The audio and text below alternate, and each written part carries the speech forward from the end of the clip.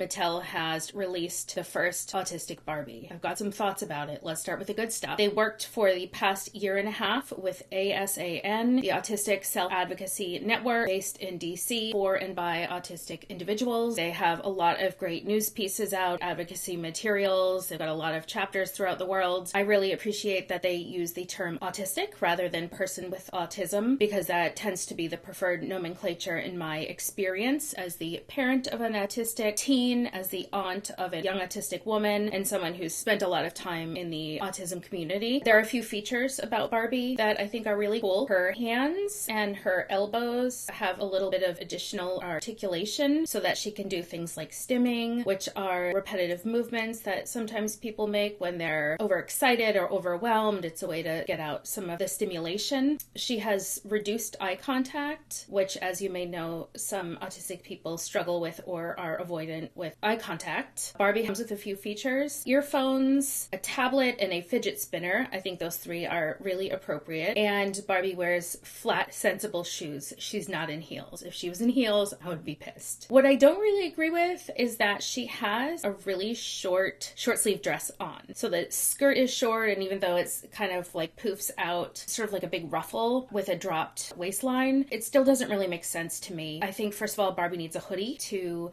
block out a lot of the stimulation in general. I've noted and read about a preference to be a little bit more covered. So she has a short sleeve dress. Some people might be perfectly fine with that. My daughter tends to prefer to be covered more. And my bigger issue is with the mini skirt. I think that Autistic Barbie would probably want to have leggings under the dress if it were that short, or pants, or maybe just a longer skirt. I think that she might also like a crossbody bag, over the shoulder crossbody, really comfortable to hold her tablet, her earphones, her fidget spinner, maybe some money, a drink, and a snack. I think Mattel should maybe consider dressing her just a little bit differently. If I were to get my hands on Autistic Barbie, I'd give her just a nice long light jacket, like a spring jacket with a hoodie and sleeves, just in case she wants to cover up and push out some of that additional stimulation that she's getting in her current garment.